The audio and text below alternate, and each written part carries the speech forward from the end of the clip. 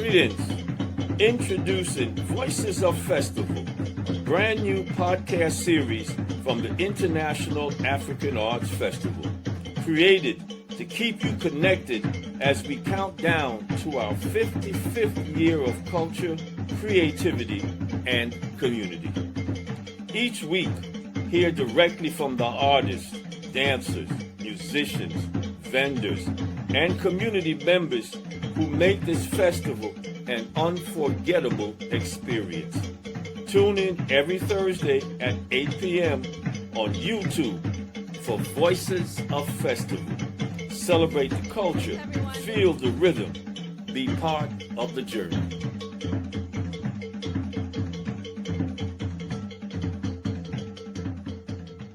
How many chemists are in the room? Let me see your hands. If the people I'm looking at are chemists, let me see your hands. Chemists. Oh yeah. Okay. Thank you, Professor, because we all chemists. Okay. Them clothes you wear. Mm-hmm. Yeah. Breathing. The thoughts you thinking. Mm-hmm. Every element of your life has to do with chemistry. When you mix that chemistry together, that chemistry has to deal with your body.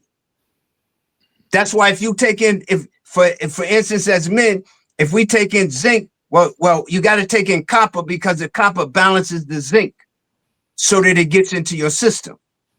Okay. And in some cases, calcium. So, Barbara, I have a question. Because going back to the sugar, are there any particular supplements or herbs that we can take or that they can take to curb the craving or the addiction to the sugar? Because it's one thing to know to take it out, but it's a great feat when your body is craving something. And I know for my dad, we were dealing with a grapefruit seed extract, supplements, and protein, counteracting the sugar craving with the protein. And so we did like bone broths and stuff like that. But do you have any suggestions for how people with prostate cancer can curb the sugar? Well, I have a product that I make that's called Guipi Tong. But the other piece of that is the factor that oatmeal water. Yeah, oatmeal water. Old-fashioned oats, this is what you do with them. You take a tablespoon of old-fashioned oats and you put it in an 8-ounce glass. And you put distilled water, not alkaline water, not spring water, and definitely not tap water. You put distilled water. Distilled water has nothing in it, and it extracts everything it comes in contact with. So what's going to happen is the distilled water is going to extract the chromium, the B vitamins, okay, that are needed to balance the body to stop the sugar craving. You're gonna fill the glass with the water. You're gonna put a cover over top of it. You're gonna set it on a table or on a counter away from heat overnight. In the morning, you're going to strain the water. Now, if you want to eat the oats, but you're going to drink the water. What you'll find within 3 to 4 days is you'll find that the decrease of your sugar intake happens very rapidly. And part of that is because of chromium. If not, go get you some chromium percolinate, okay? And take at least 200 to 400 micrograms of that, because of the fact that that's going to settle down, the spleen, which in Chinese medicine has to do with that, but it's also going to settle down the digestive tract.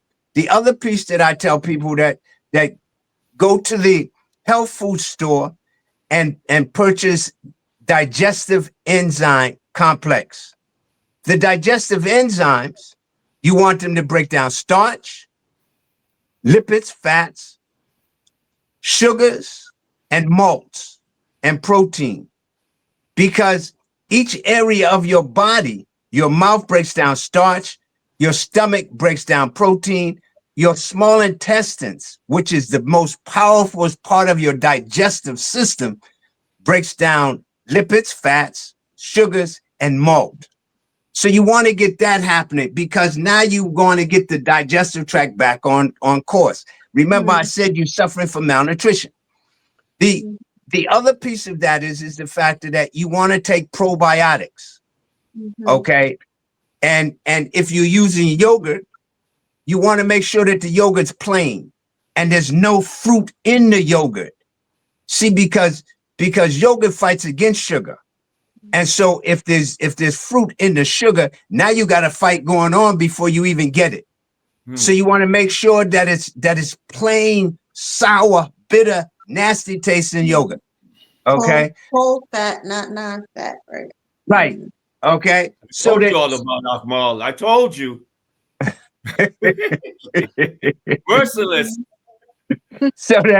So that what happens is that you start to build that gut flora. Okay, that gut flora is what you really need. One of the ways that I slipped away from it is because I've been taking care of my health since 1974. But at least 5 days a week, I drink gunpowder green tea. The catechins in green tea help to overcome and maintain the balance of the prostate, as well as it begins to cleanse the system. Okay, and so you want to put in things like tomatoes, because tomatoes going to give you some lycopene. This is a good season for pomegranates. Because pomegranates, you eat them pomegranates, and what the pomegranate's going to do is the pomegranate's going to give you the zinc, it's going to give you the calcium, and it's going to give you what you need in terms of lycopene and other kinds of elements that's going to help with the prostate. Also, Akamal, let me jump to Professor Small a minute there. Based upon what you've been sharing, though, Professor. And this ties into Akamal's thing. You know, I got 7 children, 6 boys. So, and all are now over 40. And I had to have the conversation with them. One of my sons does, in fact, have prostate cancer. And the other, well, one passed away. So the other 4 are saying they're going to get it checked out.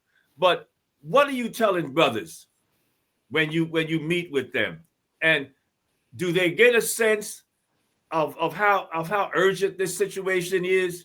And I want to also ask you in this question, did you see the piece with Minister Farrakhan when he talked about his experience?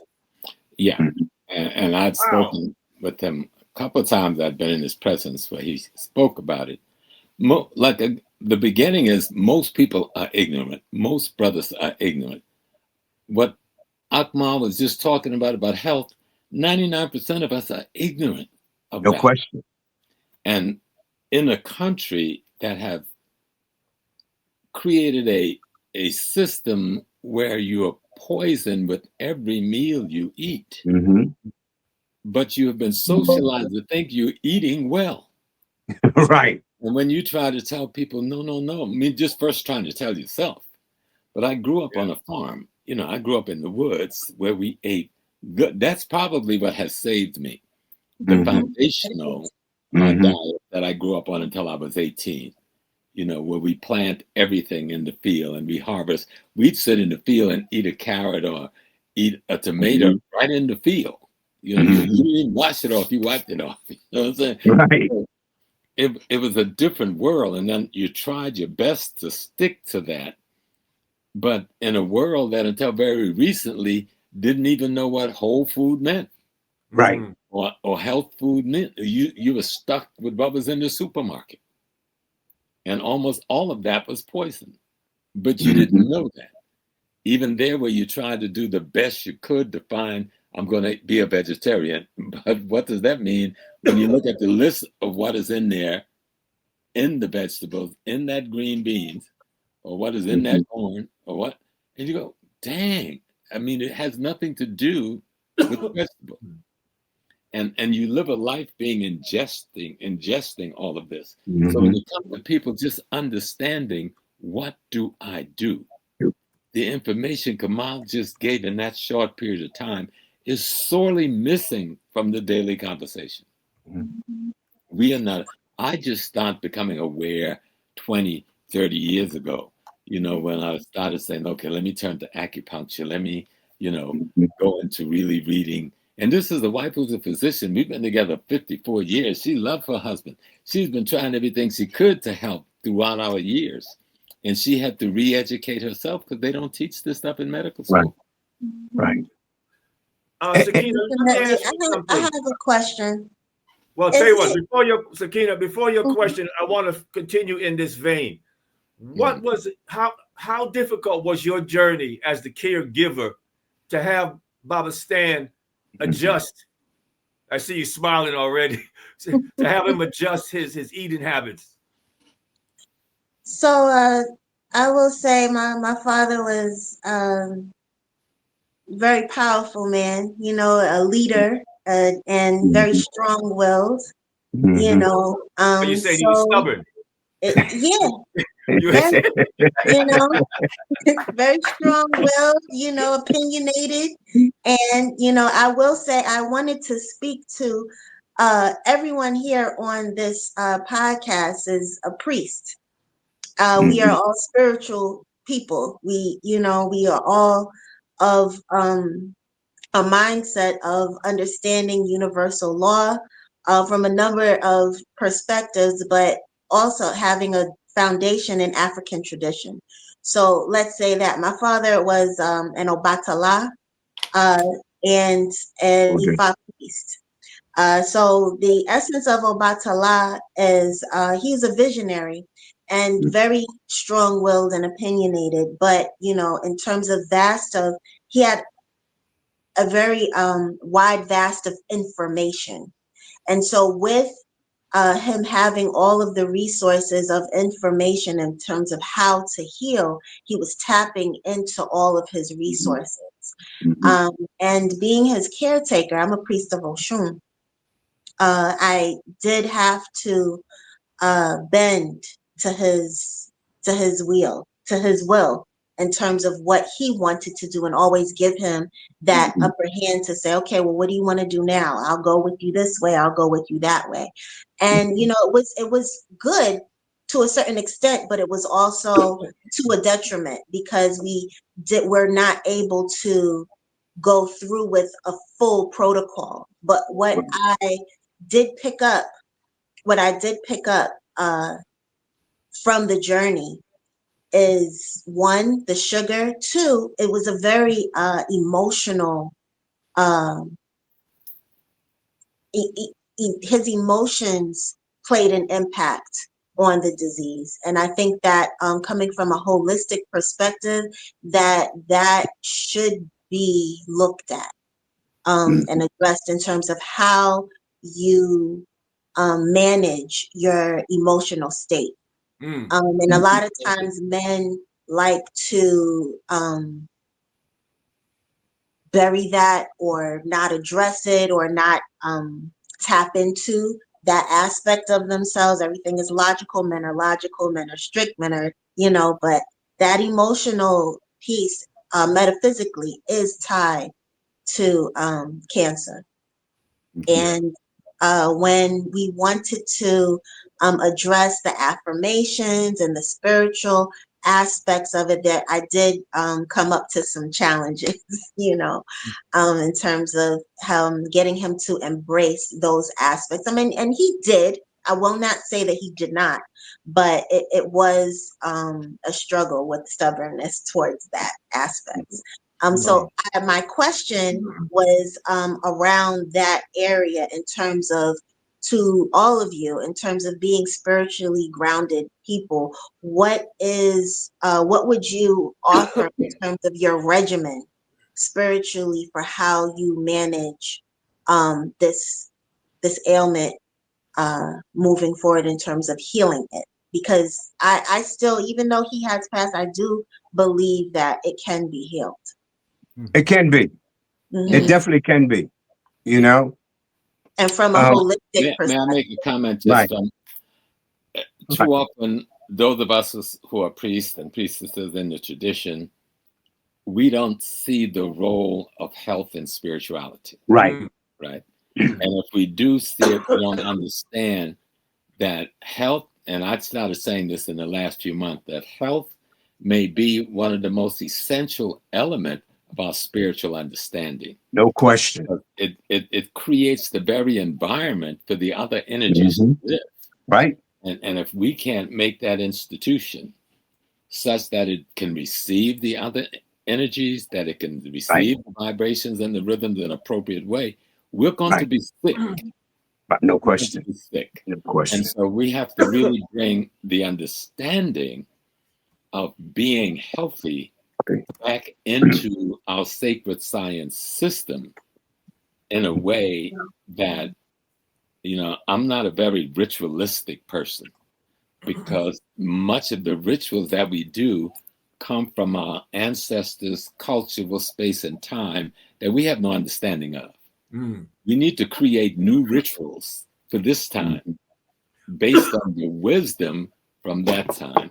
And so one of the most essential things that I've begun, since I struggled with the prostate thing, and I remember I had an issue, with I was an athlete, so messed up my knees, and how do you grow cartilage back? How do I function in all the pain and not let it stop me? Then I realized that you can't separate your spirituality from your physical reality. Right. They're partners, in a full partnership. And we have to learn to know that relationship again, and what we eat, what it does to our body. I mean, what is the relationship between the sun and the carrot and my eyesight? What is the relationship between the tomato and the sun and the carrot? What is the relationship? Because we talk about cosmology and ecology when we talk about spirituality, but we eat sunlight all day. We eat moonlight, but we eat it in the form of vegetables and fruits and other things. Now, take that light and reconstruct it, and it is that very light that determines the level of spiritual energy that we can become. Hey, thank you for sharing that.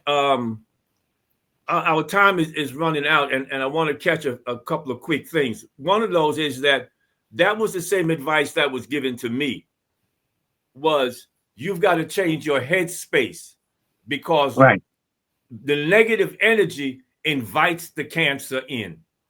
Right. Now, that doesn't mean you're putting your head in a cloud, but it does mean that you've got to shift that consciousness. It was easier for me to do that, keeping the faith, than it was changing my eating habits. Akamal will tell you when he has to work on me, he just shakes his head. but that headspace, and Sahkeena, you talked about that. I was grateful because my family stayed on me. Oh God, my wife you talk about healthcare. My wife is a nurse, 38 years, Professor. And I've met your wife a few times. Remember? All right, so she wanted me to cut the bad boy out. I said, no. But Akamal, in the closing minutes with you, talk a bit about the spiritual component of the healing process. So, what Sahkeena said was true in regards to us as men. We don't, we'll walk around, and I did a piece with some men yesterday, and I talked about this. We'll walk around, and our shoulder be hurting for 2 months. And a woman will tell us, say, yo, baby, you need to go and get it fixed. Our psyche tells us we are right. When we start looking at that in terms of spirituality, what we look at is the fact that we govern spirituality more than we govern the physical aspect of ourselves. That's like we'll do ritual all day long and start eating food at 11, 12 o'clock at night, because we don't see that that's a part of the spirituality. I try to get folks to have an understanding that we need that. We have to have that spiritual presence, but that physical backs it up, as well as the emotional. When we start talking about emotion, us men, we walk around with a lot of anger. Well, that anger causes an issue with the liver. Now, when the liver gets angry, the liver's like a bull in a china factory. The liver has to make sure that the blood going into the prostate is clean. If it's not clean and it's full of debris, then that's when stuff starts to happen. We also look at the factor that we don't deal a lot with our mental attitude. And we need to begin to do that in light with spirituality, because they both work hand in hand. You know, why do we pray? What's praying about? Is that to bring something through the spirit to the physical, or is that to help us in the physical? And the same thing with the fact of why, as a male, you would eat an avocado. You would eat an avocado because it's going to give you good fats that can help with the prostate, but it's also going to help the mind, so that the mind now begins to look at the factor that, you know, you might need to go meditate. So we need to look at it all together. When I have people put together their self-care health protocols, we get into that because of the factor that, you know, if you walk around and all you do is be spiritual and you don't eat the right foods, you can't be healthy. I mean, look at the amount of people who are spiritually driven and their abdomen is protruding. That's a sign that the body is not receiving the nutrients that it needs. Right. So how do we connect the both of those? We have to put them both in the same bucket. We have to look at them both the same. We can't separate what I'm eating from what I'm reading or getting spiritually. We have to put it in that bucket and say, okay, so I'm going to eat this here because this is going to give me X, Y, and Z. And I'm going to read this here, or I'm going to get this here from Baba because of the fact that this is going to help me on my journey in terms of spirituality. Yeah. Akamal, cutting you off is like trying to merge on 495, but I have to do it. Thank you so much, man. And, you know, you're scheduled to be with us, so we'll have more time with you also.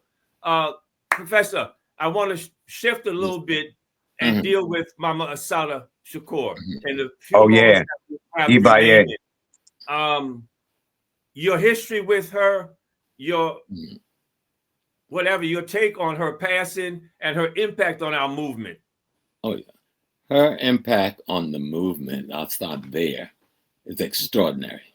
No question. I would bring her at the level of a Malcolm and a Harriet. And many, many others. The mere fact that she survived the attack on that turnpike.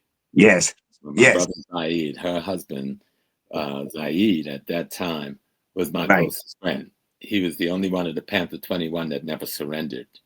And he had the least charge. And I remember when I went to Zaid, about 3 weeks before the incident on the turnpike, when they were leaving to go south, and he wanted to get a message to his brother Lumumba, who was then the captain of the Black Panther Party in Harlem. And so we had a place we would meet once a week on a Wednesdays at 2 o'clock if we had to do, you know, conversation and stuff, because he was on the run. And his belief was revolutionaries don't surrender. He wasn't surrendering, even though he didn't have any charges of any significance against him. And they loved each other. You know, I know Assata going back to BMCC and City College when we were all student activists and doing what we were doing. No one would know we would become known figures. We were just standing up in that moment in time for the things we so critically wrong. She was from a teenager straight ahead, like D12 says. She was focused on fighting against the system. And she never altered that. I'll tell you the last time I saw her. There's some things I have to leave out for obvious reasons, because some things are still a crime in this country. And I've been on the most aggressive list since 1967. I'm still on Homeland Security list. They never give me an abate. They won't even give me my files. They said I'm active, whatever that means to them. Oh, yeah. So we were at a particular park in the city. She was pregnant with the baby. She was quite into going into the 8th month or middle 8th month. And at that point, we didn't know whether mom was going to take the baby. So my sister agreed, who had just lost 2 children in her process, would agree she would take the baby. But then mom said she would take the baby. So 2 of us, me and another comrade, we were taking her for a walk, exercise, so she could. And we were sitting in this park. Now, she had on an old beat-up wig and a dress that was a little torn, so a little piece of her breast was kind of showing at the top. And we sprinkled wine on ourselves so we could smell. You know, we wanted to look like we were in the hood in the park. The police came to us with her photograph, put it in her face, and asked if we knew that woman. And I remember her words. She said, "Get out of here with this shit." She didn't even look up at him. She just waved her hands, started dealing the cards. Me and the brother, we know if anything happened to the sister, we dead. You know, it's over for us. So we allowed those police, they went around from table to table in the park, and they kept going. When they got far enough away from us, we extracted her out of there and took her back to where she was staying. She was moved that night. I never saw her again. But she was courageous. That girl had courage beyond anything you could imagine. And the courage came from, she was a total believer in the fact that we were at war. We had a definable enemy that had demonstrated their nature of being an enemy to us. And no one had to convince her, you got to fight this. She knew that. And when I think of Baba Sekou and Matulu, and the brothers who walked in, you imagine these brothers walked into the jail. I know, that's so phenomenal. They didn't stop a truck along the road, like the movies and shit. They went into the jail and took this sister out of there. Hello. The mere fact that that process happened, and the fact that she could be right here in her own Black community, and the Black community protected her presence. And then she can go to Fidel, who we love eternally. No question. Give her the protection. So she could even walk across the plaza in Havana any day she wanted to, and nobody can touch her. And that she would never stop writing to us, talking to us, telling us about the revolution and why. She became the symbol that we can't find another symbol like that in history.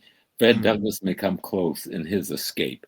There's a few others that come, but Fred Douglass and the others were not under the hostility that Assata was under, nor the technology to injure, hurt, or extract her and bring her back that she was under. And yet she lived until the ancestors call her into her recycling. She is a model of resistance, rebellion till death. And we gotta love her. That's what our girl children gotta learn about and emulate. Our boy children gotta emulate that spirit. You know? If I may, thank you so very much for sharing that. Thank you. You know, she deserves all of the accolades. No question. I want to thank Akamal for stopping by, dropping in. We appreciate you so much. Professor James Smalls, thank you. Continue to do the work that you're doing, but also let us continue this journey around men's health. Yes, absolutely. I want to thank you so much. You all be blessed. Sahkeena, real quick before we go, I want to thank you for your sharing too, because it's so important that we look at the impact of men's health on our families. You know, Akmal talked that piece about guys walking around. I had fell down and jacked up my shoulder, and I ain't tell my wife. And a year later, this joker is killing me, and she will not let me forget it. You know. But for you as a daughter stepping up and taking charge like that, I really want to commend you. And please, you need to continue to encourage sisters to put pressure on these brothers to go and get their PSA checked. They got to go and get their PSA checked. It's critical. Otherwise, they're going to end up like you, having to take care of somebody when had they gotten out in front of it, they could be celebrating and having joy versus the fear that sets in when you hear the word cancer. Yep.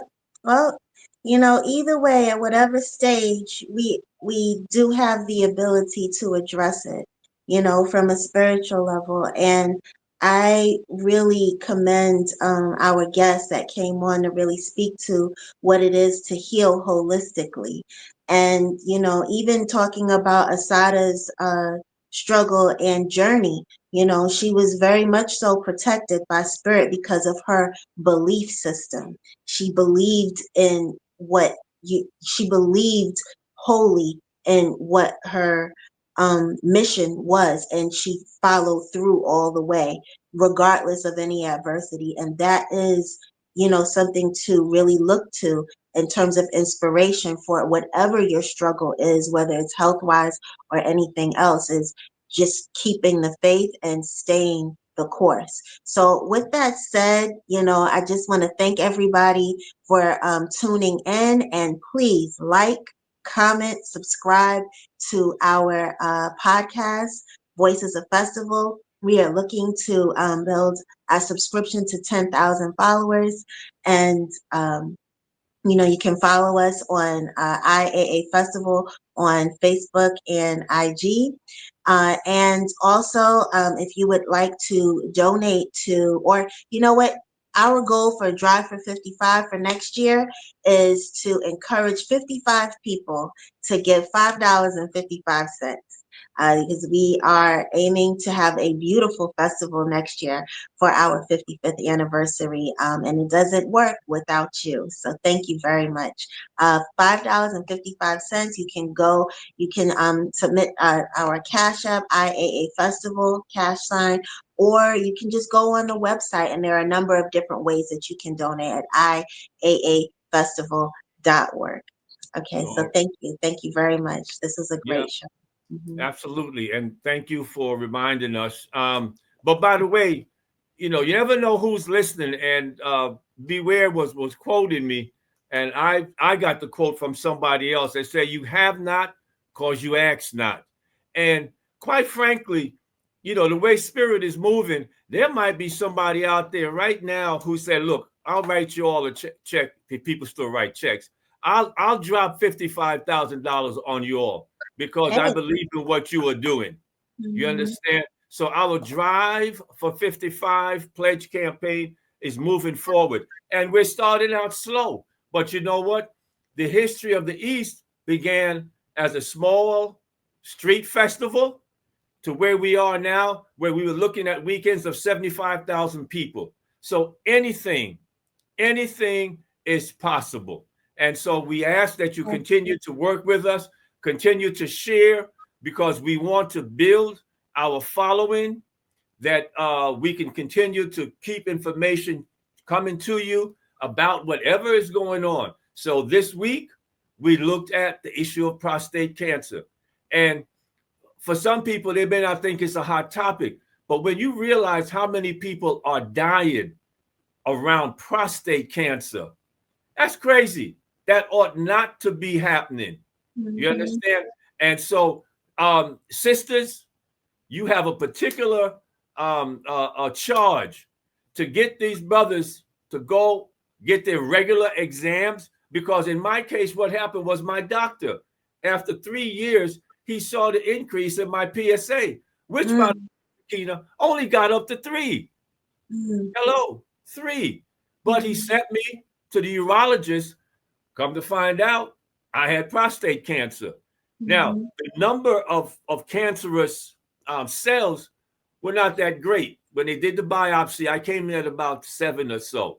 And then, we began the journey, and there are different routes. But like you described, the diet, the mindset and the diet are critical.